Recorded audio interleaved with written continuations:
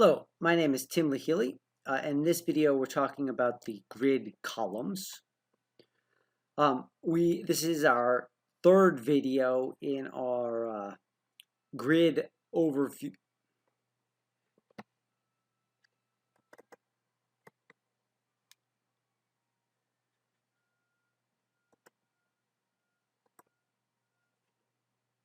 Hello, my name is Tim Lahili, and in this video, we're talking about the grid's columns. This is our third video, I guess, in our grid series. We've done the overview, column filtering, and there are a bunch of other videos coming. So if you're Hello, my name is Tim Lahili, and this is our video on the grid's columns. It's the third video in our grid series. We're going to be discussing the columns, what you can do with them, the different attributes associated with them. So without further ado, let's hop into the tool and just do that. Okay, I'm opening up my grid. I've already got a case loaded. I already have a filter applied, as you can see. None of that is necessary, but once we open the grid, we need to load a case and it will populate against certain columns, whatever columns we have specified based on the selection here. Generally, you will set up with the General tab, and that will be these columns. A number of different email ones, a number of different ones that are appropriate to generic files, but whatever, either way.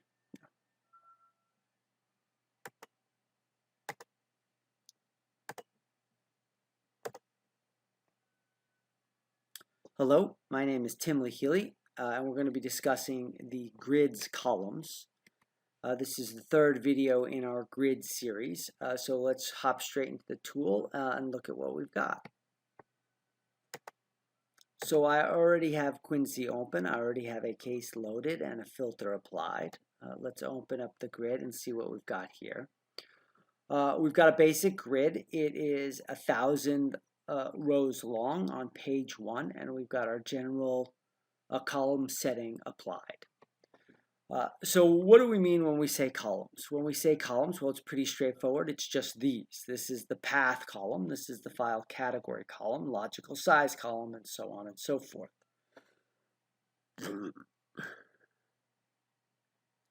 In Quincy, there are about 1,000 columns from which you can choose, and you can actually add your own columns. And there are videos on custom categories, is what we call them, or custom columns, how to add those and what you can do with them.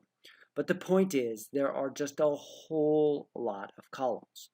Generally, these columns are arranged into quick column groupings based on what we think you're likely to care about. We've got general, documents, email, all loaded and all mobile and so on, a whole bunch of different mobile ones coming down here.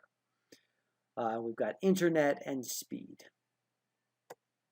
Of these, most of them really just perform the basic task you'd think. So if I click on documents, I get the columns that we at Access Data, Quincy Development Group, think you would care about when we talk about documents. If I did email, you get those, so on and so forth. The special columns, column groupings, are select, all loaded, and speed. So let's talk about those in order. Select allows you to choose which columns you're actually seeing separate and apart from the predetermined categories. So if we click on select, we're going to get this pop-up, and this allows us to alternate what columns we see.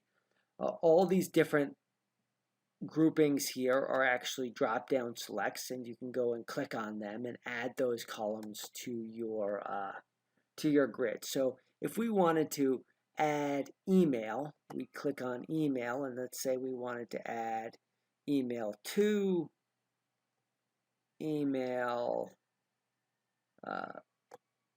thread ID, whatever. There are a whole bunch of different ones here we could add. We would just select on those, and we come here and click Apply Changes. that would then add those columns always to the end, and there they are. Let me show you a few more things though about that select option.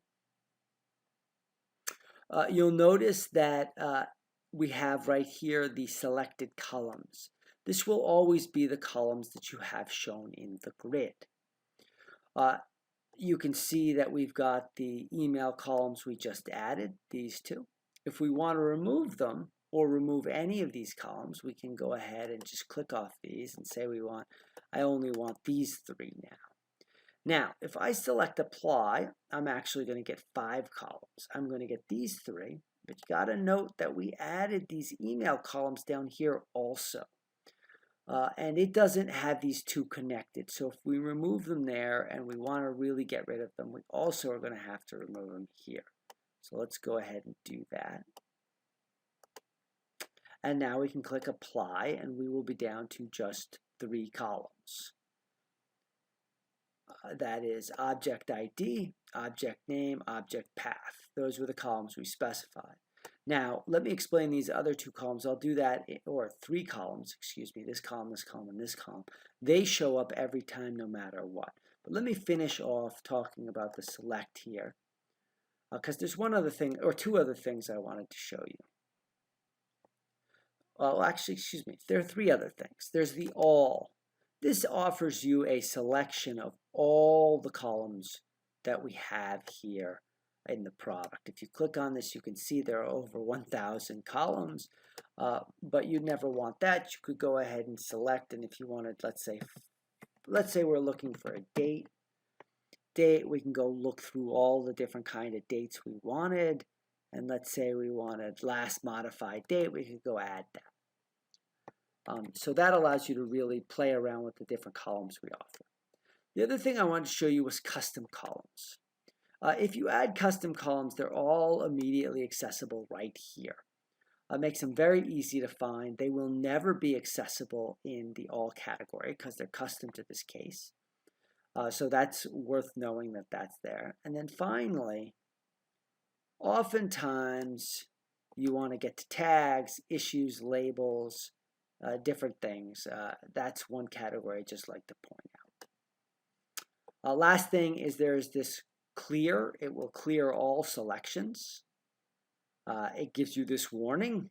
It says doing it manually is faster, but do we want to proceed? We click OK. And it will go through and clear all our selections. As it says, it's really slow, and I don't particularly want to wait for it. So I'm not going to wait. I'm just going to kill it, and we'll move on to something else. Okay. So that was the select. Let me show you, well, actually, why don't we explain these 3 columns that are always here. Case ID is here because in multi-case mode, you want to know from what case the object comes. But it's also critical to so many other parts of the application for when we label, for when we view. That's why it's always here. If you don't want it, you can remove it just by clicking on this button. If I click on this button though, here, well, let me go ahead and show you. It's not going to remove it. It's going to attempt to remove it and it will leave it here. The reason for that is because I don't have sufficient columns in here to sort of take up its space. So let's just go ahead and go to our documents section again. Put a few more columns in here. Now you can see it disappeared. It disappeared because we had said we don't want it, but there was nothing, if you will, again, to take its place. So once we added the columns, it went away. If we want it back, we can at any time right-click and come down here to Showcase Column, and it will come back. The same is true about these buttons. If we want to get rid of them, we can click on here, and it will remove those buttons. Let's give it that. And then if we ever want them back, we can just go ahead and click on this again, and they will come back. Okay, so those are the columns that are sort of always there and we can never really be done with. Let's talk a couple other attributes about columns. They are, of course, resizable. You can filter on them. There's a whole video on column mode filter, so I won't talk about that extensively. You can sort on them by clicking on them. clicking on them will sort A to Z. Clicking again will flip it around Z to A, and one last time we'll remove the sort entirely. If you have a lot of zeros in your column, meaning no entries, those will always come to the top when you sort it. It's super annoying, but just understand that that's the case, and hopefully one day we'll rid that of that and put them on the bottom. But for now, they come to the top. You can also move them. So if you want extensions to be over here, you just drag it. Ignore the fact that it explodes real big. That's a little bit of annoying, but you drag and drop it and it will formats back to the proper size. So you can move your grid around. You could set it up the way you want it to be. Move your columns around and set it up the way you want them to be. Okay. Let me show you. So we talked about the select column set. We said there were a few that were special, but we only touched on one of them. Let's talk about all loaded. All loaded is important, and we showed this in the overview video, but I want to show it again here. Because when Quincy loads columns, there are two types of columns, the ones that are shown and the ones that aren't shown. That means there are a number of columns loaded that we don't reveal to you. We don't reveal to you unless you ask for them. And you ask for them by showing all loaded. When we click on this, you'll see that it exposed a whole bunch of additional columns. You can ask, what are these columns for? They're all for driving different functions within the product. But they all have a tax associated with them. Pulling in columns, pulling in data, increases the amount of RAM and slows down the retrieval speed. So it occurred to us that much of the time people only want the columns they've exactly specified. And when that is the case, you just come down here to speed. And when you click speed, it will only show you load those columns you have exactly requested. So we go speed, and now we can go with speed load, we can come to select, and we can remove all these, and let's just say we want maybe just these, and apply that. Now this is all that's coming in. There aren't additional hidden fields because we have the speed column selected. This will allow us to dramatically increase the size of the grid if we wanted to. And it increases dramatically, speeds the rate at which the grid will refresh. Okay, in terms of columns, that's largely really all I wanted to show you. Let me quickly talk about how you can set up custom quick column sets. You can do that in administration. Oh, let me note, when you have speed selected, you can see these columns, these widgets have turned red. That's because the data they need to run properly isn't necessarily available. And so if you want them to run properly, you'll have to go back into the grid and move off of the speed selection and allow it to pull in all those hidden columns so that these can work. But we're talking about custom columns. We go into configuration, and where is our column groups? And here you can go ahead and create column groups, and you can see all these same options that we had in the quick column select. So let's just go ahead and select a random set of columns, and we just go ahead and click on that, and that will push them over here. We can give it a name, and we'll call it demo 1, and we can go ahead and click to create our column set, and it'll show you what the column JSON is. So you could pass this to a friend, or if you wanted us to create one for you, you could create it. You could come post it in here and then just save it. And now once you've got this, and we come into the grid again, and I suspect we need to refresh. Let's just do that. Let's see, we called it demo 1, and there it is. And so if we select on demo 1, those columns we just chose will be shown. And then we can create a role and assign this to a role as their only column or available columns or whatever we want.